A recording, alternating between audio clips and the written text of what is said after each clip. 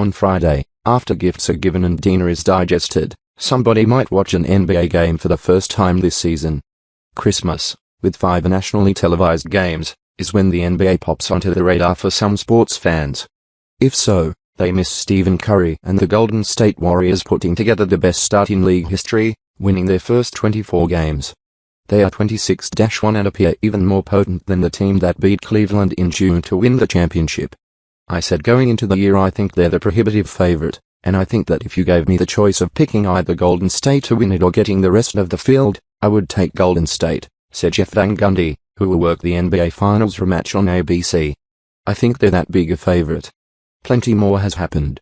Kobe Bryant said this season would be his last, and Karl Anthony Towns and Kristaps Porzingis have been terrific in their first.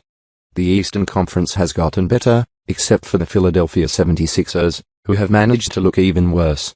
The dominant story, and dominant team, has been Golden State. San Antonio, also on the Christmas schedule, isn't far behind, while Cleveland tops the East even without having its team together because of injuries. And though it feels like the season is just starting to some fans, the reality is all the winning the Warriors have done before Christmas could pay off much later. When you get out with the cushion like Golden State has, you can go through a bad stretch where maybe you take an injury to a really valuable piece and you're able to withstand it, Van Gundy said.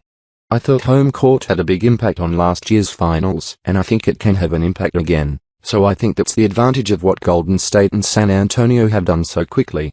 A look at the 5 games on Christmas, all times Eastern, Pelicans at Heat, noon, ESPN. Miami has won on Christmas each of the last 6 years and is 9-2 all-time on the holiday, and .818 winning percentage that is slightly behind Portland, 14-3, .824 for the NBA's best. Jim Wade is second to Bryant among active players in appearances and points.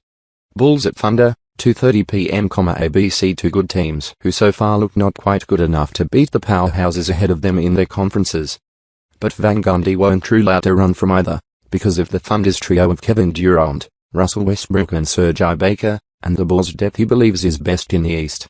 I think both of those teams could definitely find their way into the conference finals and then take their shot against the really good team, he said. Cavaliers at Warriors, 5 p.m. ABC. Kyrie Irving returned Sunday and will back on the floor where he fractured his kneecap in Game 1 of the NBA Finals. The loser is 4-2 in finals rematches on Christmas, with LeBron James 2-0 in such games. Spurs at Rockets, 8 p.m. ESPN. Houston reached the West Finals last season, but San Antonio is again the best in Texas. The Spurs are 23-5 and playing the finest basketball anywhere outside the Bay Area. The Rockets have battled back to .50 after a rocky start. Clippers at Lakers, 10:30 p.m. ESPN. Bryant has played in 15 Christmas games and scored 383 points, both records on the holiday. Most of that came back when the Lakers were the best in Los Angeles, but that's been the Clippers for a while now. Stat line of the week, Irving, 17 minutes, 12 points Sunday against Philadelphia. Not the best stats of the week, but certainly the most important, as the Cavaliers finally had their team together for the first time this season.